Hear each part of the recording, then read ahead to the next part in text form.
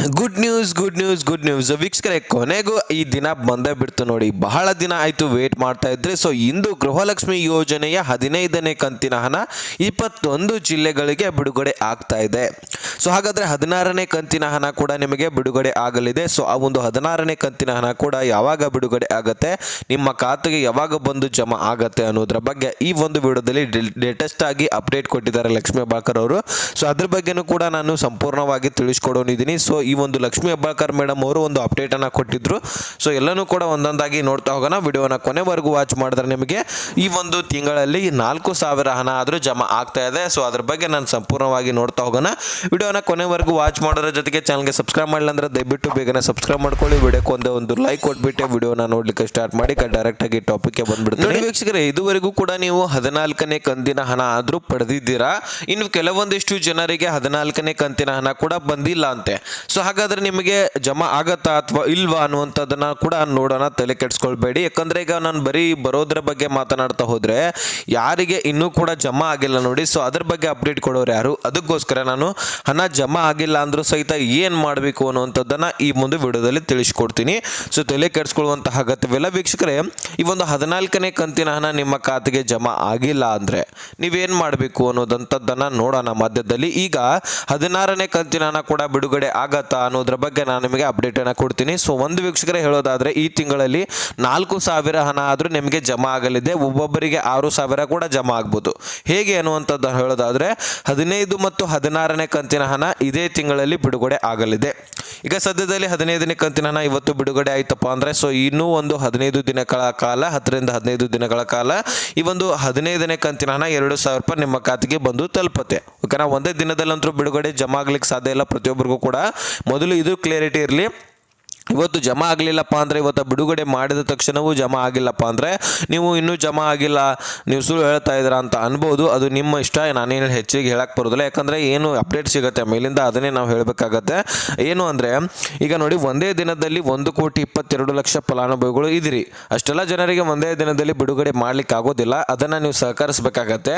ಒಂದು ದಿನದಲ್ಲಿ ಒಂದು 15 ರಿಂದ 20 ಲಕ್ಷ ಫಲಾನುಭವಿಗಳಿಗೆ ಜಮಾ ಆಗ್ಬೋದು ಬಹಳ ಆದರೆ, ಅಥವಾ 10 ಲಕ್ಷ ಫಲಾನುಭವಿಗಳಿಗಾದರೂ ಜಮಾ ಆಗ್ಬೋದು. ಈ ರೀತಿ ದಿನದಿಂದ ದಿನಕ್ಕೆ ಜಮಾ ಮಾಡ್ತಾ ಹೋಗ್ತಾರೆ ಜಿಲ್ಲಾ ವೈಸು. ಟೋಟಲಿ ಒಂದು 10 ರಿಂದ 15 ದಿನದವರೆಗಾಗಿ ನಿಮ್ಮ ಖಾತೆಗೆ ಜಮಾ ಮಾಡಿ ಕ್ಲಿಯರ್ ಮಾಡಿರ್ತಾರೆ. ಸೊ ಇದು ನಿಮಗೆ ಕ್ಲಿಯರಿಟಿ ಸಿಗಬೇಕಾಗತ್ತೆ. ಅದು ನಿಮಗೆ ಬಿಡುಗಡೆ ಆದ ತಕ್ಷಣ ಒಂದೇ ದಿನದಲ್ಲಿ ಎಲ್ಲರಿಗೂ ಕೂಡ ಹೋಗಬೇಕು, ನಮಗೂ ಕೂಡ ಬರಬೇಕು ಅಂತ ಹೇಳೋದಾದ್ರೆ ಆ ರೀತಿ ಸಾಧ್ಯ ಇಲ್ಲ.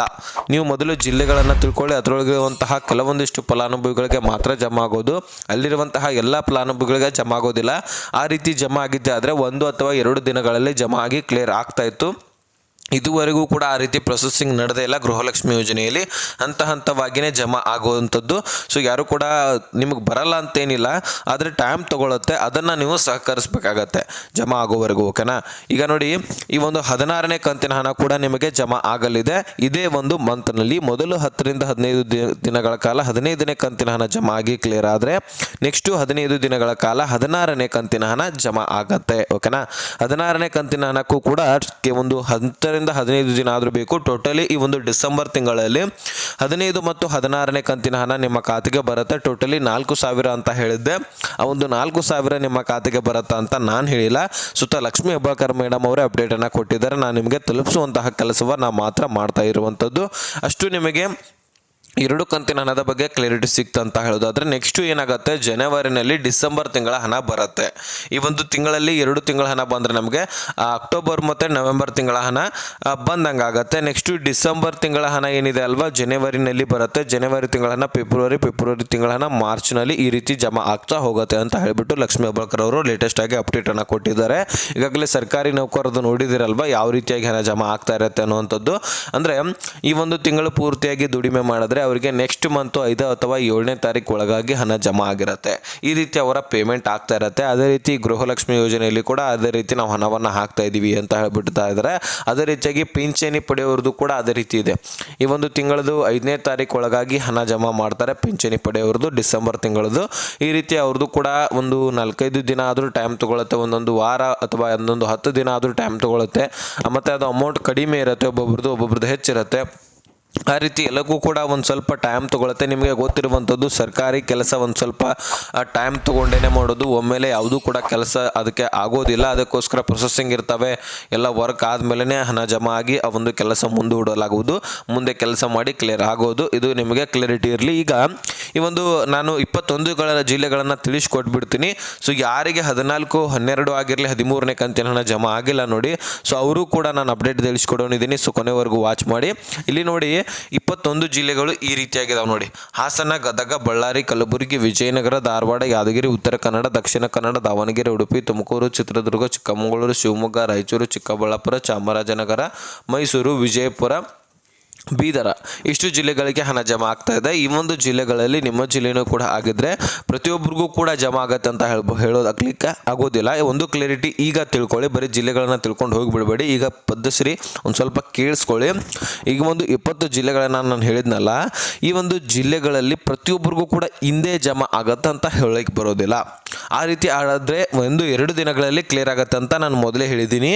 ಒಂದು ಕ್ಲಿಯರಿಟಿ ಇರಲಿ ನಿಮಗೆ, ಇವತ್ತು ಜಮಾ ಆಗ್ಲಿಕ್ಕೆ ಪ್ರಾರಂಭವಾದರೆ ಈ ಒಂದು ಜಿಲ್ಲೆಗಳಲ್ಲಿರುವಂತಹ ಫಲಾನುಭವಿಗಳು ಒಂದು ಜಿಲ್ಲೆಗಳಲ್ಲಿ 15,000ವರೆಗೂ ಕೂಡ ಜಮಾ ಆಗ್ಬೋದು. ಇನ್ನು ಮತ್ತೆ ಬೇರೆ ಬೇರೆ ಜಿಲ್ಲೆಗಳನ್ನು ಹೇಳಿದ್ನಲ್ಲ, ಪ್ರತಿಯೊಂದು ಜಿಲ್ಲೆಗಳಲ್ಲಿ 10ರಿಂದ 15,000 ಫಲಾನುಭವಿಗಳಿಗೆ ಜಮಾ ಆಗ್ತಾ ಬರುತ್ತೆ. ಈ ರೀತಿ ಒಂದು ಹಂತವಾಗಿ ಜಮಾ ಆಗಿ ಕ್ಲಿಯರ್ ಆಗುತ್ತೆ. ಇದು ನಿಮಗೆ ಕ್ಲಾರಿಟಿ ಇರಲಿ ವೀಕ್ಷಕರೇ. ಇಷ್ಟು ನಿಮಗೆ ಲೇಟೆಸ್ಟ್ ಆಗಿ ಅಪ್ಡೇಟ್ ಇತ್ತು. ಇನ್ನು 12, 13 ಹಾಗೂ 14ನೇ ಕಂತಿನ ಹಣ ಜಮಾ ಆಗಿಲ್ಲ ಅಂದರೆ ನಿಮಗೆ ಏನು ಮಾಡಬೇಕು, ಅದಕ್ಕೆ ಸೊಲ್ಯೂಷನ್ ಏನು, ನಾವು ಹಣ ಪಡ್ಕೊಳ್ಳೋದು ಹೇಗೆ ಅನ್ನುವಂಥದ್ದನ್ನು ನಾನು ನಿಮಗೆ ಕ್ಲಿಯರಿಟಿ ಕೊಡ್ತೀನಿ. ಇಲ್ಲಿ ನೋಡಿ ವೀಕ್ಷಕರೇ, 13 ಆಗಿರಲಿ 12 ಆಗಿರಲಿ 14ನೇ ಕಂತಿನ ಹಣದಲ್ಲಿ ಬಹಳಷ್ಟು ಬದಲಾವಣೆಗಳಾಗಿದ್ದಾವೆ. ಬಹಳಷ್ಟು ಜನರನ್ನು ಗೃಹಲಕ್ಷ್ಮಿ ಯೋಜನೆಯಿಂದ ತೆಗೆದುಹಾಕಲಾಗಿದೆ. ಬಹಳಷ್ಟು ಜನರ ರೇಷನ್ ಕಾರ್ಡನ್ನು ಕೂಡ ರದ್ದು ಮಾಡಲಾಗಿದೆ. ಸೊ ಹೀಗಾದ ಕಾರಣ ನೀವು ಮುಖ್ಯವಾಗಿ ಏನು ಮಾಡಬೇಕು, ನಿಮ್ಮ ರೇಷನ್ ಕಾರ್ಡು ರದ್ದಾಗಿದೆ ಅಥವಾ ಇಲ್ವಾ ಅನ್ನುವಂಥದ್ದನ್ನು ಚೆಕ್ ಮಾಡ್ಕೊಳ್ಬೇಕು. ಓಕೆನಾ? ಇದನ್ನು ನಾನು ಭಾಳ ವಿಡಿಯೋದಲ್ಲಿ ಹೇಳಿದ್ದೀನಿ. ಸೊ ಆಲ್ಮೋಸ್ಟು ಗೊತ್ತಿರತ್ತೆ. ಇನ್ನು ಹೊಸ ವೀಕ್ಷಕರಿಗೆ ಕ್ಲಿಯರಿಟಿ ಸಿಕ್ಕಿರೋದಿಲ್ಲ. ಅದಕ್ಕೋಸ್ಕರ ಅವ್ರಿಗೂ ಕೂಡ ತಿಳಿಸ್ಕೊಡ್ಬೇಕಾಗಿರುವಂತಹ ಕೆಲಸ ನಮ್ದಾಗಿರುತ್ತೆ. ಅದಕ್ಕೋಸ್ಕರ ನಾವು ಹೇಳಬೇಕು. ಒಂದು 14 ಯಾವ ಕಂತುಗಳು ಬಂದಿಲ್ಲ ನೋಡಿ, ನಿಮ್ಮ ರೇಷನ್ ಕಾರ್ಡ್ ರದ್ದಾಗಿದೆ ಇಲ್ವಾ ಅನ್ನೋಂಥದ್ದನ್ನು ತಿಳ್ಕೊಳ್ಳಿ. ಅಲ್ಲಿ ಒಂದು ನಿಮಗೆ ಕ್ಲಿಯರಿಟಿ ಸಿಗುತ್ತೆ, ರದ್ದಾಗಿದೆಯಾ ಅಥವಾ ಇಲ್ವಾ ಅನ್ನೋಂಥದ್ದನ್ನು. ಹಾಗಾದರೆ ಚೆಕ್ ಮಾಡ್ಕೊಳ್ಳೋದು ಹೇಗೆ? ನಾವು ನ್ಯಾಯಬೆಲೆ ಅಂಗಡಿಗೆ ಹೋಗಬೇಕಾ, ಕರ್ನಾಟಕವನ್ನು ಹೋಗಬೇಕಾ, ಗ್ರಾಮವನ್ನು ಹೋಗಬೇಕಾ? ಎಲ್ಲಿ ಹೋಗಬಾರ್ದು, ನೀವು ಮೊಬೈಲ್ ನೋಡ್ತಾ ಇದ್ದೀರಲ್ವಾ, ಇದೇ ಮೊಬೈಲಲ್ಲಿ ಚೆಕ್ ಮಾಡ್ಕೊಳ್ಬೋದು. ವಿಡಿಯೋದ ಡಿಸ್ಕ್ರಿಪ್ಷನ್ ಬಾಕ್ಸಲ್ಲಿ ಒಂದು ನಿಮಗೆ ಲಿಂಕನ್ನು ಕೊಟ್ಟಿರ್ತೀನಿ. ಅಲ್ಲಿ ನಿಮ್ಮ ಒಂದು BPL ರೇಷನ್ ಕಾರ್ಡು APLಗೆ ಕನ್ವರ್ಟ್ ಆಗಿದೆನಾ ಅಥವಾ ಇಲ್ವಾ, ನಿಮ್ಮ BPL ರೇಷನ್ ಕಾರ್ಡು ಇದ್ದಿದ್ದೆ ಆದರೆ BPL ಆಗಿ ಉಳಿದಿದೆಯಾ ಅಥವಾ ಇಲ್ವಾ, ನಿಮ್ಮ ರೇಷನ್ ಕಾರ್ಡ್ ರದ್ದಾಗಿದೆ ಅಥವಾ ಇಲ್ವಾ ಅನ್ನುವಂಥದ್ದನ್ನು ನಾನು ಸಂಪೂರ್ಣವಾಗಿ ಒಂದೇ ವಿಡಿಯೋದಲ್ಲಿ ಕ್ಲಿಯರಿಟಿ ಕೊಟ್ಟಿದ್ದೀನಿ. ಓಕೆನಾ? ಸೊ ಆ ಒಂದು ವಿಡಿಯೋನ ನೋಡಿಕೊಂಡು ಸಂಪೂರ್ಣವಾಗಿ ತಿಳ್ಕೊಳ್ಬೋದು. ಇನ್ನು ಗೃಹಲಕ್ಷ್ಮಿ ಯೋಜನೆಯ ಸ್ಟೇಟಸ್ಸು, ನಿಮ್ಮ ರೇಷನ್ ಕಾರ್ಡು ರದ್ದಾಗಲಿಕ್ಕೆ ಕಾರಣ ಏನು ಅನ್ನುವಂಥದ್ದನ್ನು ಚೆಕ್ ಮಾಡೋದಾದರೆ ಗೃಹಲಕ್ಷ್ಮಿ ಸ್ಟೇಟಸನ್ನು ಚೆಕ್ ಮಾಡ್ಕೊಳ್ಬೇಕು. ಅಲ್ಲಿ ತಾಂತ್ರಿಕ ದೋಷದಿಂದ ಆದರೂ ಬರಲಿ ಅಥವಾ ನೀವು ಆದಾಯ ತೆರಿಗೆ ಟ್ಯಾಕ್ಸ್ ಪೇಯರ್ ಮಾಡೋರೇ ಆಗಿರಲಿ, ಅದನ್ನು ಚೆಕ್ ಮಾಡ್ಕೊಂಡಿದ್ದೆ ಆದರೆ ನಿಮಗೆ ಅಲ್ಲಿ ತೋರಿಸುತ್ತೆ ಆದಾಯ ತೆರಿಗೆ ಪಾವತಿ ಮಾಡೋರು ಅಂತ ಹೇಳ್ಬಿಟ್ಟು.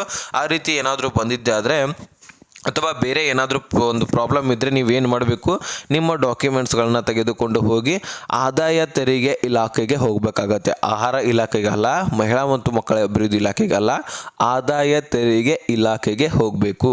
ಅಲ್ಲಿ ಹೋದ ತಕ್ಷಣ ನೀವು ಡಾಕ್ಯುಮೆಂಟ್ಸ್ಗಳನ್ನು ಕೊಟ್ಟು ನಮ್ಮದೆಲ್ಲನೂ ಕೂಡ ಸರಿ ಇದೆ ಸರ್, ಆದರೂ ಸಹಿತ ಈ ರೀತಿ ಪ್ರಾಬ್ಲಮ್ ಆಗಿದೆ, ನಮ್ಮ ರೇಷನ್ ಕಾರ್ಡ್ ಕೂಡ ಈ ರೀತಿ ತಾಂತ್ರಿಕ ದೋಷದಿಂದ ಇಲ್ಲಿ ಟ್ಯಾಕ್ಸ್ ಪೇರ್ ಅಂತ ಬರ್ತಾ ಇದೆ, ನಾವು ಯಾವುದೇ ರೀತಿಯಾದಂತಹ ಟ್ಯಾಕ್ಸ್ ಕಟ್ಟೋದಿಲ್ಲ ಅಂತ ಹೇಳಿಬಿಡಬೇಕಾಗತ್ತೆ.